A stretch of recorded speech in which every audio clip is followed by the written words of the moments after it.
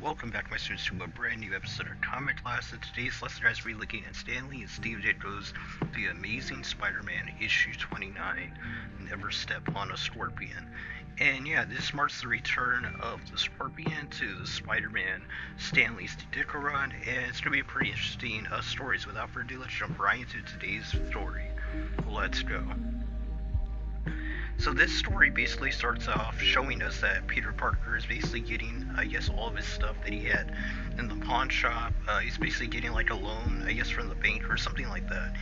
And while that's going on, we get to see that the Scorpion is basically broken his way out of prison, and he actually took down the metal bars that were keeping him in the prison cell, basically. So he's basically heading back to New York City to basically get revenge on J. Jonah Jameson and Spider-Man. So that's really cool. We get to see that Peter basically goes to talk to Betty Brant, but it's revealed to us that Ned Leeds basically is back in town. He's back from his assignment. I think that he was like in Africa or something.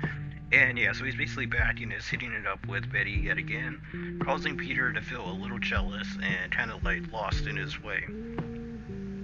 We get to see that a policeman basically shows up and tells J. Jonah Jameson that the Scorpion has escaped, and it's said that he wants to take out J. Jonah Jameson and Spider-Man, so they basically try to put like a security perimeter around the Daily Bugle and have people watching over J. Jonah Jameson. But J. Jonah Jameson basically thinks this is all like a ruse, and there's no way that the Scorpion would, want to come after him and stuff like that. But Peter basically overhears what the policeman has said and realizes that, the Scorpion is out, and that he was barely able to beat him the first time, so hopefully he doesn't have to, have to fight him again, but we know he definitely is. Betty Brant basically is asked by Peter. She wants to have dinner the next night, but it turns out that Ned Leeds actually taking her out to dinner. So Peter basically gets frustrated and basically tells her to just enjoy her time with Ned. And we get to see that Jonah Jameson is basically freaking out over this whole Scorpion situation. So Jameson basically puts that Spider-Man and Scorpion are partners in his newspaper, and Spider-Man basically is just out patrolling the city, trying to figure out where exactly Scorpion might be. Eventually, the Scorpion arrives at the Daily Bugle and tries to attack J. Jonah Jameson, with J. Jonah Jameson basically running for his life. Eventually, Spider-Man figures out that the Scorpion is at the Daily Bugle, and he engages in a battle with the Scorpion.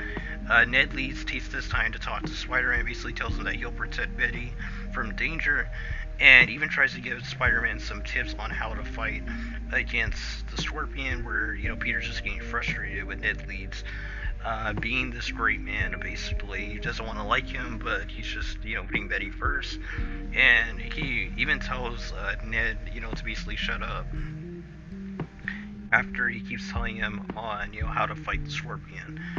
The fight continues, and they basically just go to blows over and over again, with J. Jonah Jameson just running away the entire time. Eventually, they make their way out of the Daily Bugle building, and J. Jonah Jameson basically acts real tough, telling them that they're cowards, and for them to get back here before he had time to, take them out, or, give them a word or two. And the police officer makes a funny joke saying that, he's acting tough because, they got there, the police, and it's pretty funny. So their battle basically continues. Spider-Man and Scorpion. Eventually, Spider-Man basically webs up the Scorpion, and they land into the ocean down below. And in the ocean, they basically start having another fight.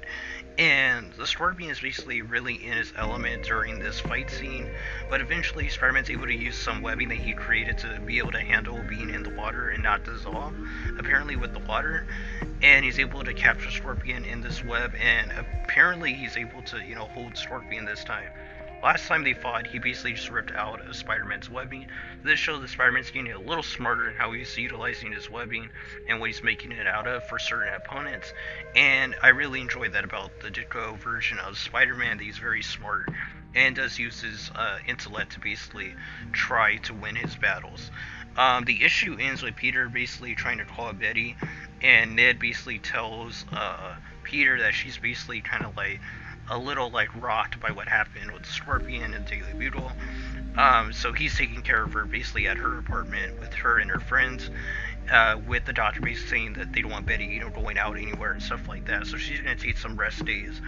And Aunt May basically has this like headache attack her, and she drops a glass on the ground.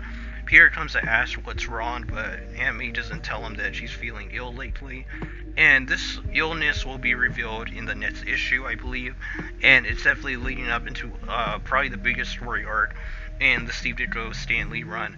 But we'll talk about it when we get to that. And yeah, that was Stan Lee and Steve Ditko's The Amazing Spider-Man issue 29. Never Step on a Scorpion. Overall, really fun issue, very solid story. Really sets up some themes for the future stories that are going to be coming up in the next few issues, and builds on Peter and Betty's relationship, as well as bringing in an old villain like the Scorpion to come back, and 9 issues later, and basically have another fight with Spider-Man in a very unique setting, with them fighting in the water at the very end, and utilizing Spider-Man's webbing that doesn't dissolve in water.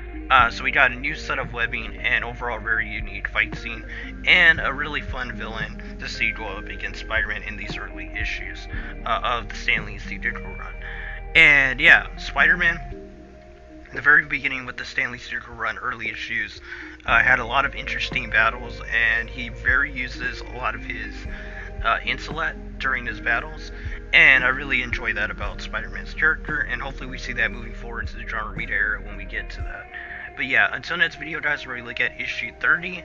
I hope you guys enjoyed the video. Be sure to subscribe so you can check out every video in the Amazing Spider-Man review series. We're just going to be covering the series as far as we're able to. And yeah, the Stan Lee Steve Ditko run should be coming to an end in the next week or so. So be sure to subscribe so you watch through the whole run as we're putting it out there. But till next video, guys, God bless you. Until next lesson, keep on reading those comments.